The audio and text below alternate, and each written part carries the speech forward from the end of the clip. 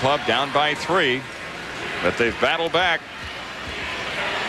into contention here in this fourth quarter. Actually, they had it down to 4 late in the third and were within 6 after 3. Michelle? As they're talking at the scorer's table, I should mention Kendall Gill woke up with one of his migraines today. He hadn't had one in a long time, but today he did. Skipped practice this morning, which he rarely does. He got a shot of Imitrex, the prescription for migraines, and really said he was feeling great by game time. But, you know, sort of a resurgence of a condition that had hampered him earlier in his career and came back suddenly today, guys. All right, almost 5 minutes into the fourth. You have to give him credit for even being out here. Zerbiak can't shake Bowen. Bowen a block, and Robinson takes it out of the air.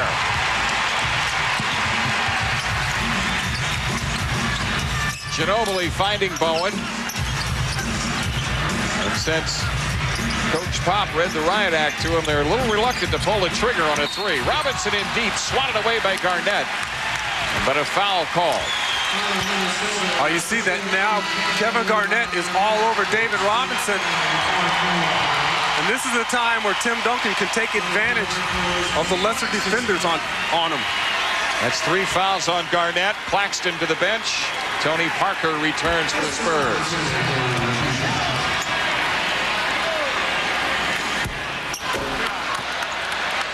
You guys, I spoke to David Robinson today, asked him if he had watched any of the war coverage this afternoon. He said he had, and he called it, quote, very sobering. He's got some Naval Academy classmates over there fighting, and he said, I like every American, just really hope this thing ends quickly. Of course, we all feel that way, guys. Yeah. Robinson missing on the 2 free throws. San Antonio still up by 3. 6:23 left.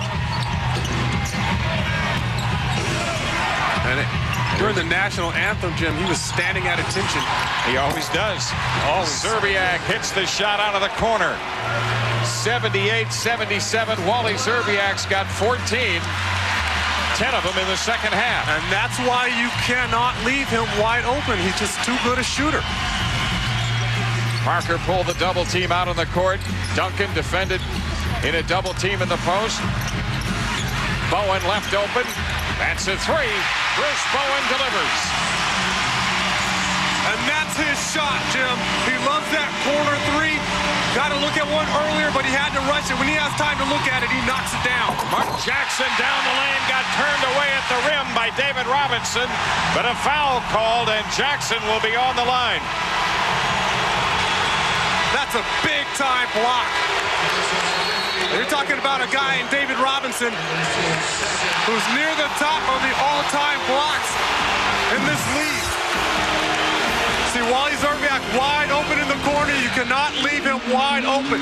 He's too good a shooter. Then Bruce Bowen has all day to look at one, and you see the result. And finally, Mark Jackson going up strong, and look at the ad. Back in San Antonio. Welcome back. It's time for the Hummer game track.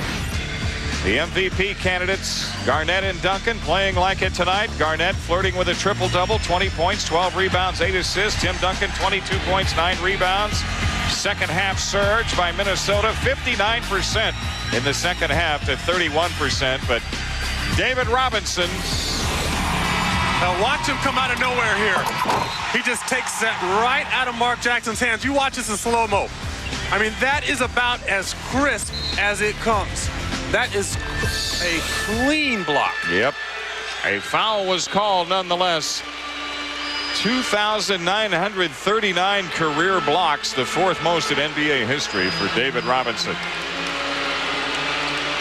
Mark Jackson on the free throw line, his club down by 4. Jackson 3 for 4 from the line of the game, 78% on the season.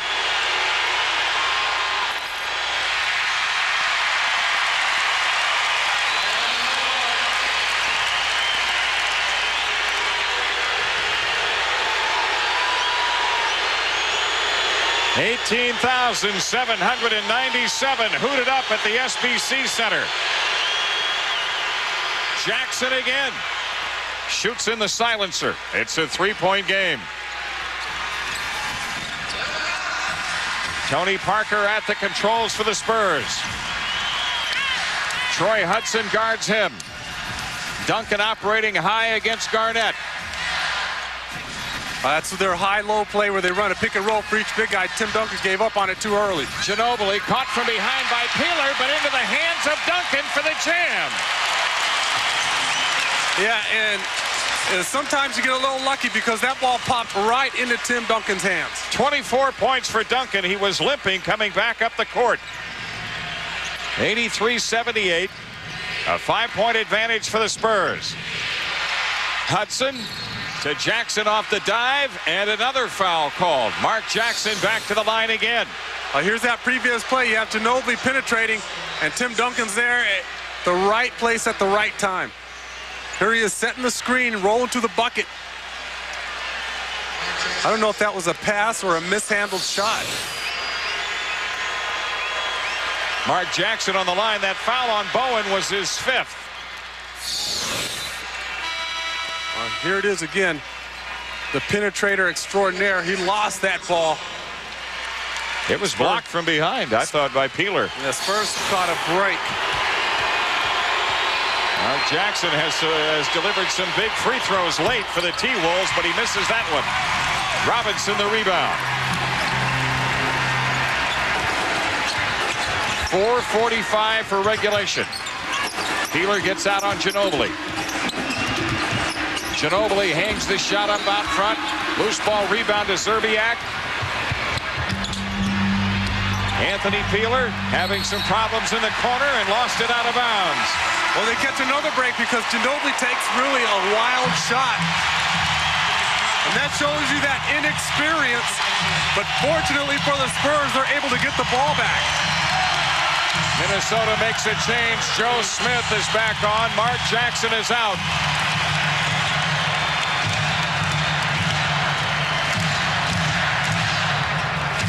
Robinson high against Smith. Duncan low against Garnett. 10 to shoot. Parker for 3. That good box out by Joe Smith. That's a man-sized rebound. Opportunity still there for the T-Wolves. Hudson being picked up by Duncan. A pass inside deflected. Hudson a recovery. The shot clock at 8. Hudson takes up slack. Garnett the offensive rebound. Zerbiak fires for 3. In and out to Duncan.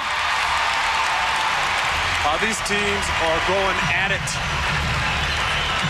This is the kind of basketball you love to see. Two teams scratching and fighting. In about a month, we'll be seeing this kind of basketball. Duncan underneath, drew the foul, and will be on the line shooting. Back here in San Antonio, there you see it. 2 full timeouts apiece, each team with a 20. Spurs up by 5. Sean Elliott.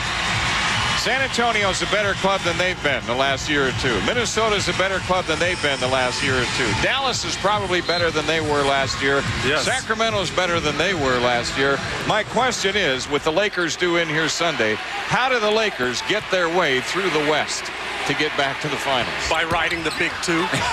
Shaq's playing much better. He's had 2 40-plus point games in the last 2 weeks or so here.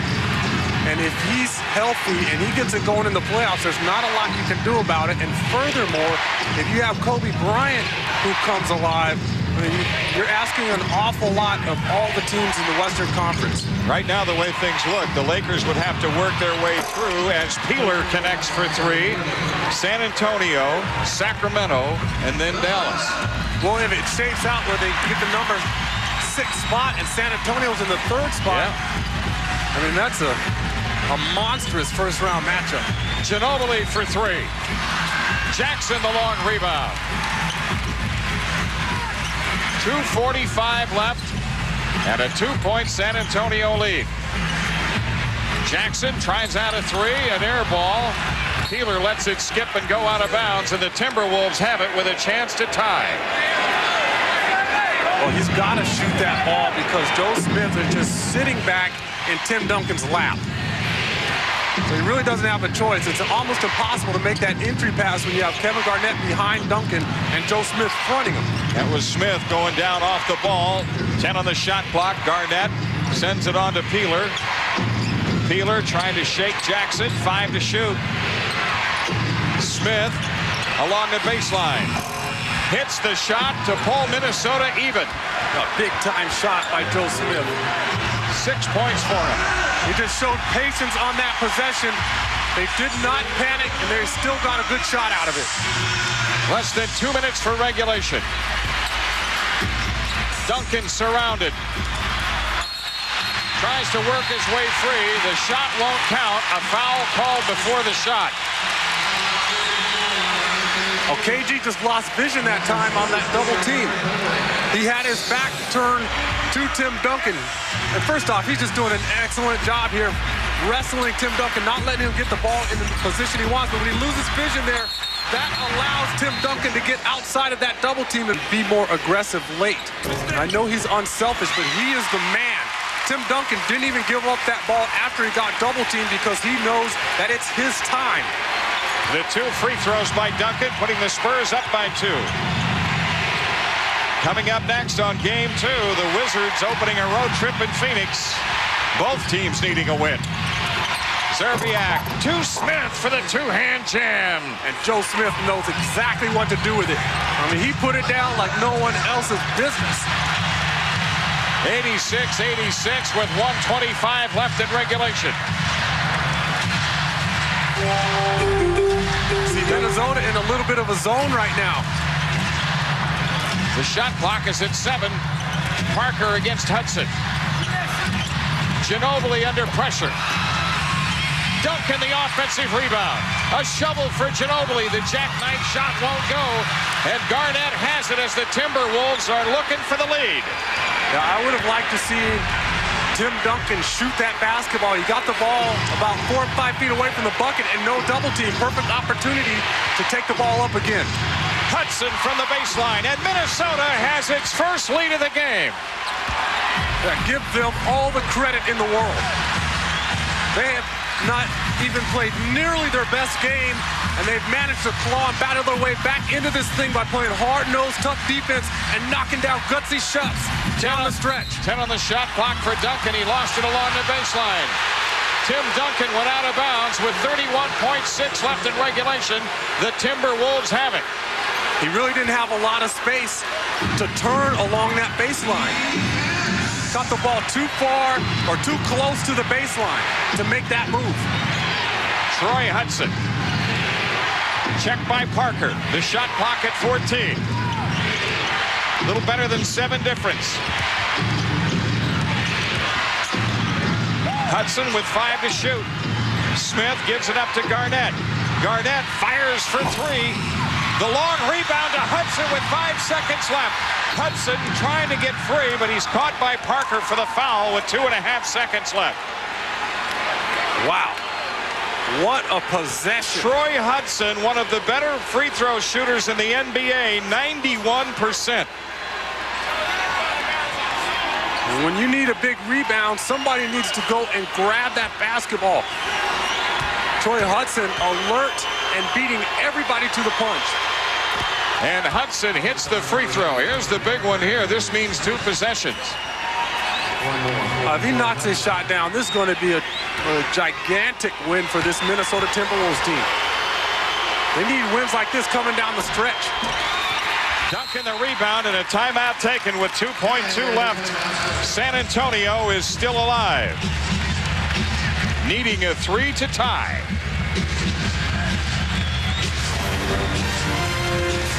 The Minnesota Timberwolves with their first lead of the game. And we'll be back for the final 2. San Antonio, as you look at the field goal story in the second half, 47-32. The T-Wolves have outscored them. Ferry is in the lineup. Ginobili, Steven Jackson, Duncan, and Ronnie Parker, we said at the beginning of this show, he took more big shots last year than anybody on that team. You saw that shot to take the lead. Van Exel came back. He tied it. It went to overtime. And that was the winner, the floater over both Sean Bradley and Dirk Nowitzki. Both those guys, they're just in time for a facial. My question is this, where's Steve Kerr? That's a good question. He played well in the first half. Steve Kerr, one of the great three-point shooters of all time. Best in NBA history at 46%. and shooting it very well this year, better than 40%. Yeah, you got to put your best shooters on the floor right now. Right now you have 2 3-point shooters. Dave and Tim are not 3-point shooters, but you do have Ginobili and Steven Jackson out there, so you have to know if you're the Timberwolves that the ball is going to either one of those two, or possibly you can have a toss back to Danny Ferry. But again, he's been sitting down for a long time. And if you're Minnesota, all you've got to do is guard the 3-point strike. Ferry looks to bring it in the corner to Jackson. He shoots for 3. Yeah! Jackson with a cold-blooded 3, and San Antonio ties it at the buzzer. Holy cow! This place is going crazy.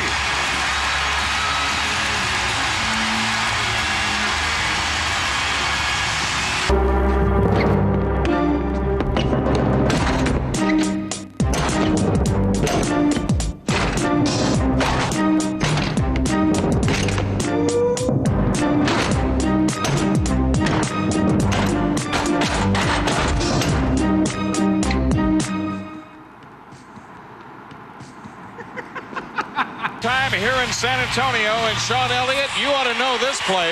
It's the exact same play that I made the shot against Portland. He sets a screen, then he comes off a double screen, and he's wide open along the baseline, and you cannot give Steven Jackson a chance. He beat Boston earlier this year with a 3 down the stretch, and again, this guy is a fearless competitor. For the second game in a row, for the second night in a row, San Antonio is going to overtime. They are unbeaten in overtime play this year. Minnesota 2-2. Timberwolves controlling the tip. Parker on Hudson. Peeler defended by Jackson. Garnett puts the T-Wolves up by 2. And that's what I'm talking about with Kevin Garnett. Forget about passing the ball. When you get the ball in your comfort zone, take advantage of it. 22 points for Garnett in the game. About 4.5 left of the overtime. Jackson was double-teamed. Ginobili finds Duncan. And Duncan got bumped underneath. He'll shoot 2. Garnett called for the foul. That's his 5th. Well, you're asking KG to come all the way from the top of the key to the block area to prevent that shot. He was involved in the pick and roll at the top. Tim Duncan got free. You see KG coming all the way from the top of the key back there. Non-shooting foul. No, he was on the ground. Okay. Rose finds himself in the post. Duncan was there as well. 4 to shoot. Jackson turns it over. Zerbiak has it. That's again Anthony Peeler using those quick hands. It's the second time he's disrupted Steven Jackson on his penetration. 91-89 Timberwolves. We've played a minute here in the overtime. Peeler against Jackson. Peeler from out front. That's a big bucket by Anthony Peeler. He's had a sensational game tonight. He's done it all. He got that turnover started with his hands, and then he comes back and knocks down a big jumper. 3:44 left in the overtime, and Rose is fouled in the act of shooting. Now, Minnesota smartly sitting back in that zone. You leave Kevin Garnett on Tim Duncan right now, he's almost defenseless because he has those 5 fouls. You want to do everything you can to keep him in the ballgame. Anthony Peeler has 23 points in the game for Minnesota. Here's Peeler forcing that steal, getting his hands in there, disrupting that penetration. Then he comes back down, comes off a little screen by Kevin Garnett, and knocks down the jumper, involved in all sorts of ways. Rose makes good on the second free throw. 93-90. Minnesota the lead in the ball with about 3.5 left in the overtime. Parker on Hudson. Hudson fires away. The long rebound into the hands of Garnett. Peeler with a fake takes up slack all the way to the rim. Anthony Peeler trying to save it underneath. Minnesota trying to get a timeout, but they didn't have possession. And so a jump ball is called. Right now, Minnesota is just a step quicker than the Spurs. Here's AP trying to go over Tim Duncan. You got to get a little bit higher than that. Or go with one hand instead of two. But you see the little scrum underneath. Anthony Peeler and Ginobili. 3:23 left in the overtime. Garnett has it. Troy Hudson against Parker. Hudson burns his way to the hoop and hits off the glass. That's just a beautiful move by Troy Hudson again. Nice penetration, and he throws that little offering off the glass, gets it to drop. He had the 3 points late, and now Hudson with a steal. Hudson takes it in on Ginobili. Nothing doing lefty. Garnett the offensive rebound. Off to Hudson. He takes it back out front. 2:55 left in the overtime. Yeah, Minnesota just picked up their level of intensity. This 5-point lead is their biggest. Defensively and offensively, they're doing all the right things. Garnett from 20, and Minnesota goes up by 7. They're just executing on the offensive end, and that's Flip Saunders for you. He's got his team ready and poised for this overtime. Here's Hudson. Doesn't even use the screen. Beats Tony Parker. Beautiful layup off the glass. And then KG receiving the ball at the top of the key. He's a money. Minnesota. Hey, in that last time out, Grit Popovich stressing time to his team, guys. He said there is time to take care of the basketball. There is time to make stops. He's trying to keep them composed, guys. Parker off the drive, sets up Jackson. Out to Ginobili for 3. And San Antonio, a recovery. Here, 0 for 2 so far in this overtime. 0 for 8. They're 0 for 8, actually, in the overtime. About 2 minutes left. And they haven't taken care of the basketball. Just like Michelle said, they had a lot of careless turnovers to start this overtime. That allowed Minnesota to break out to this lead. Here's Peeler. And the boomerang shot to Peeler with 1:48 left.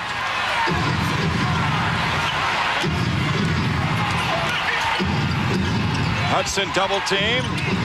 Garnett left open. Malik Rose, the San Antonio rebound. And Parker was fouled by Hudson. The first in the last 2 minutes. 3 fouls on Hudson. Sideline out of bounds for the Spurs. 1:30 left in the overtime. It was 0 for 2, you're right. It was 0 for 2 in this overtime. They just have been unable to get a shot because of the turnovers. Duncan, nothing doing off the glass.